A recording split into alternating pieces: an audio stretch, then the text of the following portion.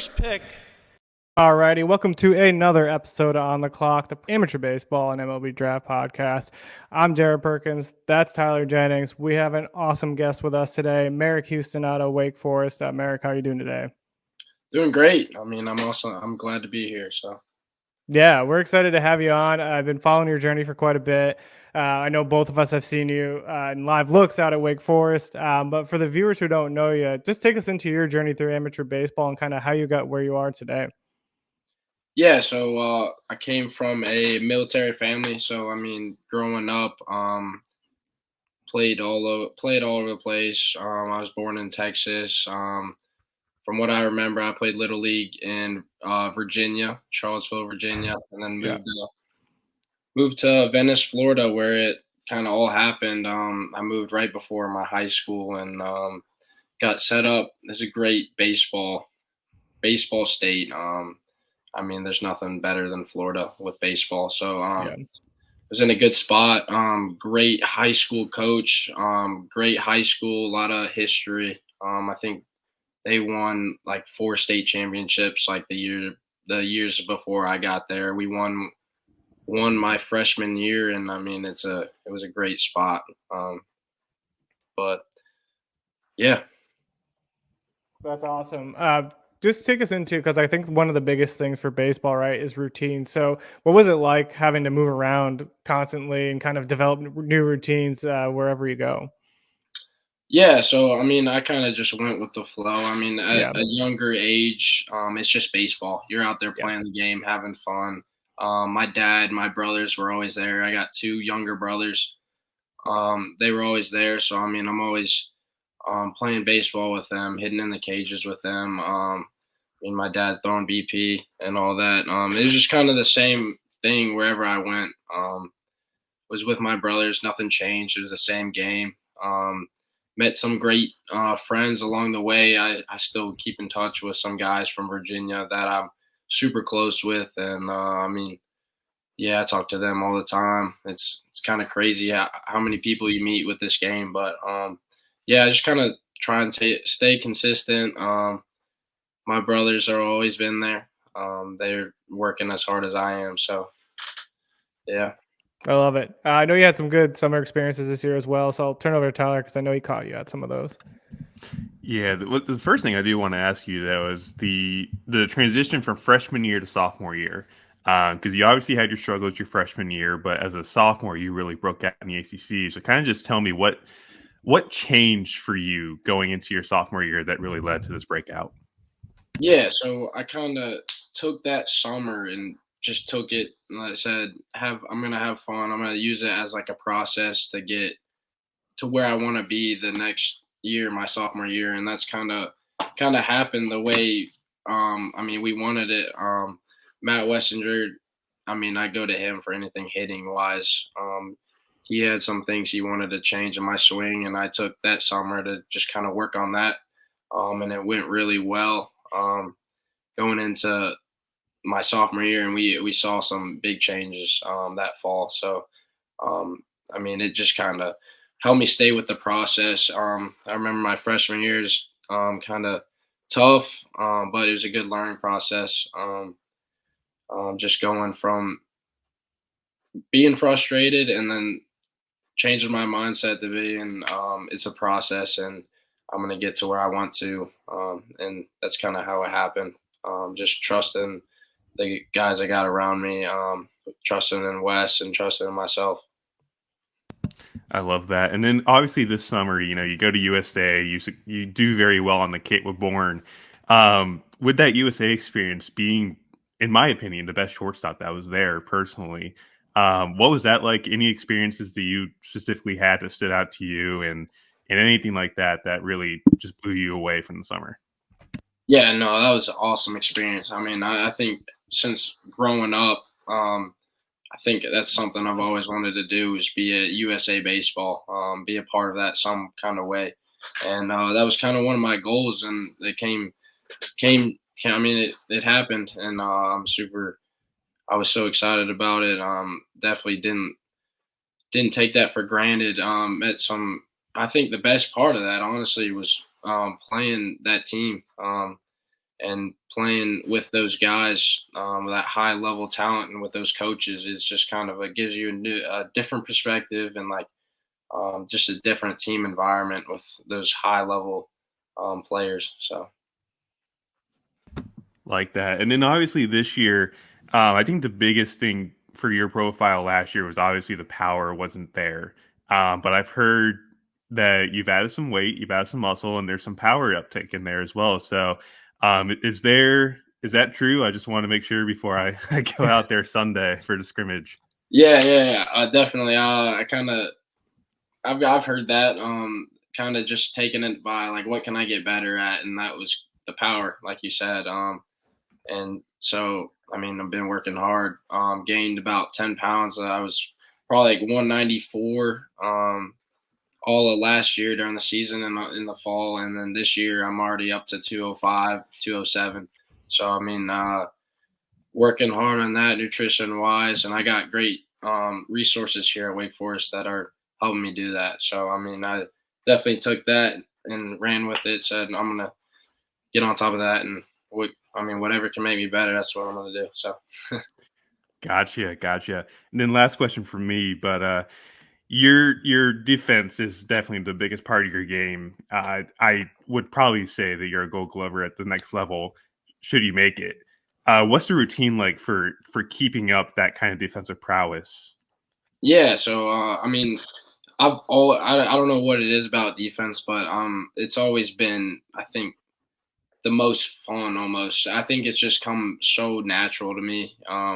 And that when I'm out there, I just kind of like have fun almost. It's just said, I mean, play loose. I'm not going to try and worry about anything because when I think is that's when I mess up, like the throws and stuff like that. But I think definitely, I mean, I enjoy fielding a lot. I like just going out there, getting in rhythm, and just, I mean, throwing it over to first it gets me in a good spot. So I like it. Jared, your turn, buddy.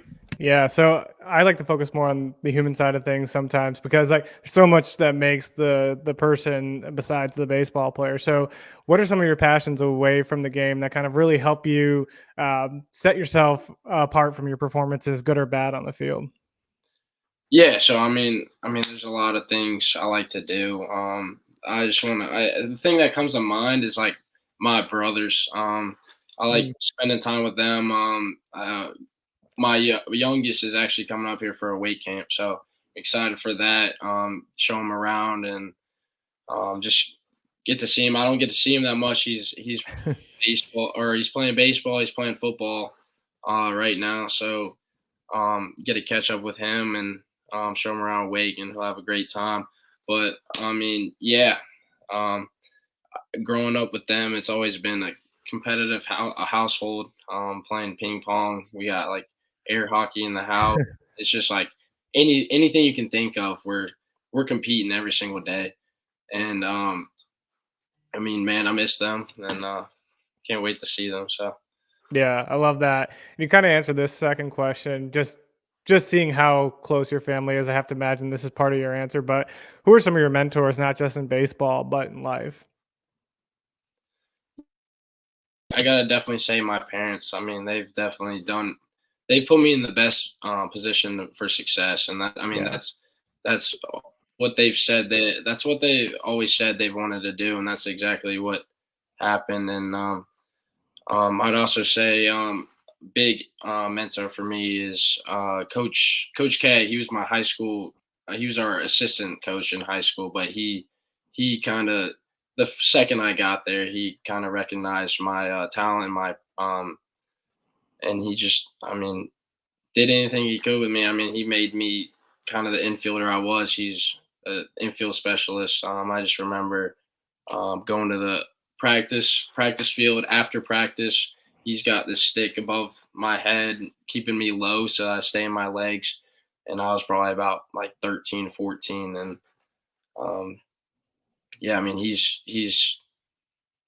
made me the man I am today. I just remember anything I messed up in or said something wrong, he'd correct me right away. And it kind of just set that standard for me, I guess. Yeah, that's awesome. I love that. Just to kind of wrap things up, we'll go in some rapid fire, more fun type questions, just to close things out. So for you, what's the go-to food spot at Wake Forest? I gotta say putters. I think if you asked everyone on the team, they'd probably say putters. I mean, it's a great local spot right across from the field. I mean, you can't go wrong. They got everything. Great guys. They come to the game all the time. And I also want to say Dioli's is the best breakfast around here. So if you guys are in town, you got to check it out. But I mean, they're invested in Wake Forest baseball. Also, they do our breakfasts for our early games on Sundays. So they're great. Great. Have you been to either? Been to Putters. I have not been to Dioli's yet, but I've heard good things about Dioli's. So yeah, I got to check it out. Next one's favorite sport outside of baseball. I'd say this one's tough because I would say football because I played that in high school also, but tennis also. My mom's a big tennis player. She played in college, so that's cool. I mean, growing up, playing tennis, we just played tennis, and also off that pickleball.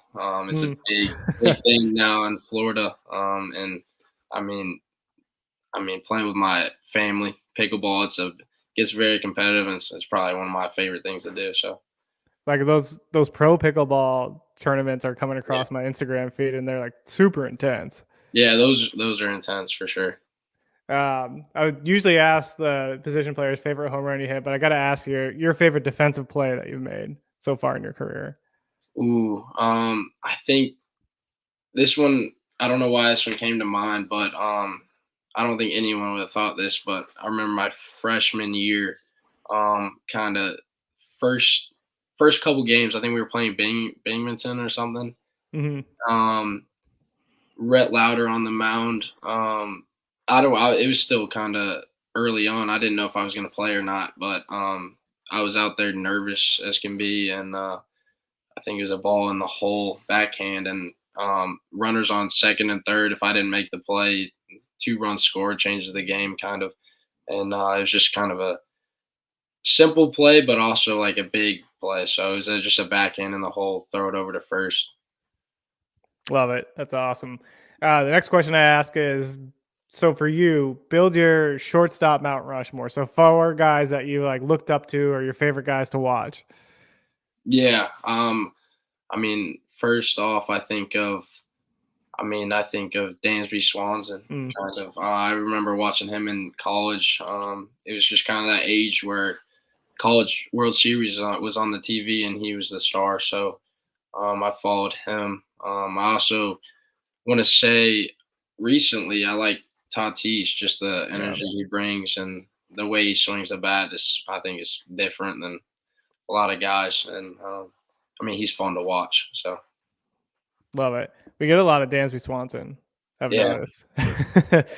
Makes sense given all that he's done in college. Last question we ask is, what's the potential walk-up song for 2025? Ooh, I like mine from last year's "Hurts Me." I think a lot of people like that one, so I might go with something similar to that.